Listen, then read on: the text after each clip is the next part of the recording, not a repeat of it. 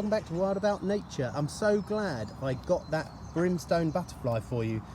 They're notoriously hard to get close to, as are any butterfly really, but I managed to creep up in about 5 minutes with my shadow behind me and got really close so that you could see the shape of the wings there and everything. It's really good. I'm so pleased I got that for you because they're beautiful butterflies, and as you can see now, they are very leaf-like and they blend so well into other plants and their surroundings, which is really good. And for the first time I've seen them on bluebells. That is obviously one of their host plants, so that's really good. Well, I wouldn't say host plants, food plants. I'm not sure if they lay eggs on them, but I doubt it. But these bluebells, by the way, are English bluebells, but be careful in your garden for Spanish ones. They're much larger. I think they're a little bit more blue and less kind of purpley. Larger bottom leaves here, and they don't droop over. They kind of stand more upright, and the trumpets are more outward or even upward. So if you do see Spanish bluebells and you're sure they are Spanish bluebells, because you would get in trouble digging up any UK native wildflower, it's against the law, then pull them up and get rid of them because they are horribly invasive. And oh, there's a bee fly. There you go. There's two creatures you've seen now. They're beautiful, those little bee flies. You can see there, I don't know if you got to see that, but the bee fly has a really long proboscis at the, I never know if you say proboscis or proboscis, but never mind, at the front there. And that's because for any trumpet leaf kind of flower, you need a proboscis to get in it. So the two of kind of, or any insect with a long proboscis is designed for those. And butterflies have a rollout one that they sort of retract, and they're so brilliant at getting in any butterflies. You can see the primrose as well, which is just over here. They also have kind of a trumpet. So there you go, 2 for 1. Right, I'm going to take you up to the top now. I mentioned last night that I've also backfilled behind these compost bins with leaves.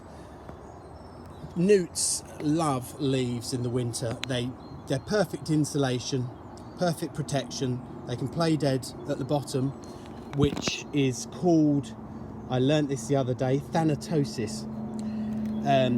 Because I was mentioning lots of playing dead newts in the last few videos. Thanatosis, so they love hiding at the bottom of leaves, going into a hibernative state, and there's no better place for warmth and everything else than leaves. So if you can put leaves anywhere in your garden, a pile that's accessible from the bottom, you'll be really doing newts and other invertebrates, as well as newts and amphibians, a favour.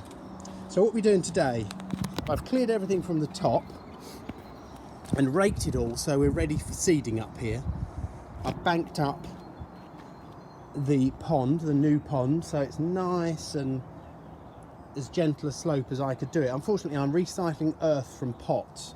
When you're creating a wildflower meadow, you don't necessarily need rich earth at all, because all that will benefit is grass really, and that will outcompete the wildflower meadows. But you know, for the purposes of recycling, and about 1/2 centimetre down here, it's all sort of chalky bank, so it's fine. I needed to use some earth to bank up that pond, and I like recycling. So let's have a look at the seeds. I actually got these on eBay, and it was really, really reasonable. I think it was for 1/4 kilo, which is a lot of wildflower seeds. I think I paid something like £14, something like that, delivered. It might have been a bit more or less, but not a lot. And you can see on here, they're all native. They've got loads of different ones in there. Quickly going through them, ones that I have already. I mean, oxeye daisies are a great flathead kind of flower, especially good for small solitary bees which have the scopa on their abdomen, so they tap the flower. Any head of a flower like that is really good. So we have those already. Red campion we have along the hedgerow, kind of a shady plant, but brilliant for bees. Lady's bedstraw, very tiny flowers in a mat kind of thing. They're really good plants. I don't know what eats those, to be honest. Yellow rattle, a great wildflower for outcompeting grass. You can sow that in right at the very start, which is what we're going to do today. It's a low cover plant that the roots will outcompete grass, and you'll end up making, over time, creating a really good wildflower meadow with that plant. Same, I think there's white rattle in there as well, if I remember rightly. Forget-me-not, again a trumpet kind of flower, good. I've seen elephant hawk moths on that, so that's a really good plant. Foxgloves for bees, again, more of a shady plant. I don't think they'll come out where I'm planting them. They like kind of hedgerows and woodland edges.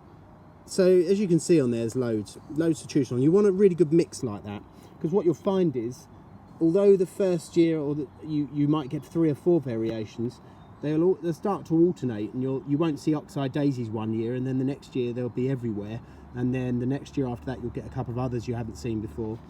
I guess that's all part of it, but there's a really good mix in there. And what I'm going to do is, I've got some more earth here, recycled from plant pots. I'm going to mix that in there. The reason for doing this is, if you mix it equally in there, you're less likely to have clumps of wildflowers when you seed it by hand, because you've got much more to play with here. And oh, there's a little pea bug in here, I don't want to hurt him. There we go. Sorry, I'm obsessed. It's a lot better, a lot easier to use. You don't, if I was to do a handful of this, it would just be gone in one throw. So the more you can mix it in, the more handfuls you've got, and the less likely you are to have those clumps. It'll be more even across your garden. I'm going to use that whole packet up there, because I've probably used about 1/8 of a kilo on this area. I always do more than what it suggests on the packet, because pigeons and other birds will just land and take half of it, even if you tread it in, and that's fine. They will, you'll see them walking over it, particularly wood pigeons in the UK. They like nothing more than to walk around eating all your seed. So if you put it, I put about twice as much really as you're supposed to, and you end up getting a really good cover. So I'm going to do that now, and then I'll catch back up with you. One of the other reasons that you mix the seed into another substance, aside from getting more out of your seed and making it easier to sow, is that when you do sow it, you'll see exactly where you've been. If you had handfuls of seeds, it's almost impossible to know, and you'll end up with those patches. Whereas here you can see it's pretty evenly spread out in the dark material, which sticks out like a sore thumb. So what I'll do now is I'll rake it over again, because I've raked it over initially, because obviously you can't sow seed on hardened mud. The seed shoots will have so much trouble getting through that, permeating through that hard crust. So you must rake the soil first, and then once now it's sown, I'll rake it again, and then I'll tread it in so that it's kind of pushing the seed just below the surface or on the surface. But what it does is it makes it so much, well, it's twofold really. It makes it so much harder for birds to eat it, because it's underneath, they won't see it so easily. And secondly, if there is a heavy rain or something, it won't just all wash away. You need to compress it a little bit. And it also helps raking it over just to even it all out one final time. And then finally after that, water it morning and night. I mean, I use recycled water here, so I never use hose, because I don't ever turn the taps on. I've got like 1,000 litres of recycling. But something that's not going to wash the seed away. Morning and night, and then you're good to go. So I've recycled the iris that used to be in the pond there, and I've cut it to shape to fit in this trough. When you do that, you can just use the hand saw. It's the best thing. This was a whole clump, and I sawed it halfway down the middle and then opened it out into a line, and that's fine. I mean, they're so hardy, these plants. They'll just, in fact, this won't alter their growth this year at all. It will be fine. And then I just put a membrane in to stop the roots going crazy, because if you leave iris to their own devices, they will, like marsh marigold here, create just a mat of iris, and that's what's happened in this bottom pond, which is almost like a bog garden now rather than a pond. They will go crazy. I only planted them in that end, a couple, and now look at it. Same with marsh marigold, which is why this year I'm putting the marsh marigold in pots, because I don't want to get rid of it, because it's a beautiful flower, especially for bees. But I'm not putting it in the ponds, because they're so small, the ponds, that it will just take over. So that's not going to happen this year.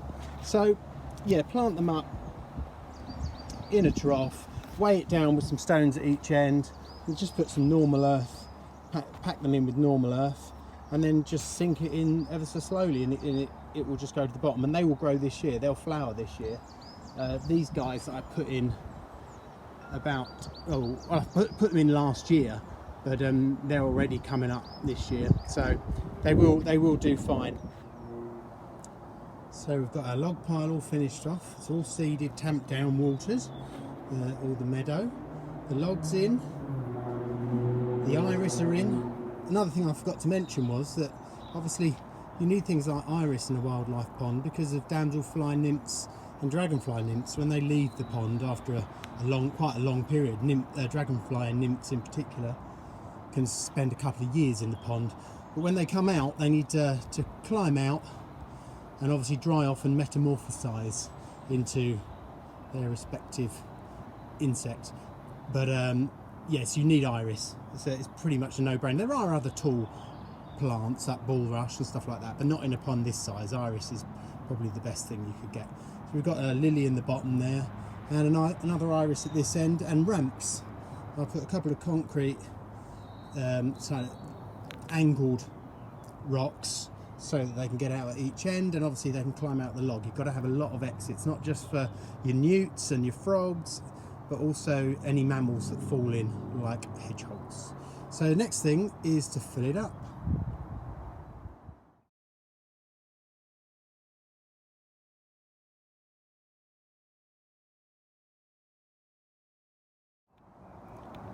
So that's it done. It's very silty and stirred up, so I'm not going to do the macro pond today. I'm going to wait till next week if the weather's nice, because you know, it's no point risking it. They're quite happy down there. I need to sort out some other stuff, some snails and what have you. There are some in it, but I need to get some other snails from here and the other pond, maybe some ram's horns as well, because I quite like those. And then we'll do that next week. So it's been quite a successful weekend this weekend. Everything's done that I wanted to get done. Both the ponds are in. The wildflower has been sown. Log piles in, rockeries in, all the plants are in, the water's in. So I'm really pleased, although I'm probably going to pay for it in the week. So catch up with you next week and we'll have a look what's in the other pond. Thanks for watching, like and subscribe. Cheers. Hi, welcome back to Wild About Motorbikes by the sound of it, for fuck's sake.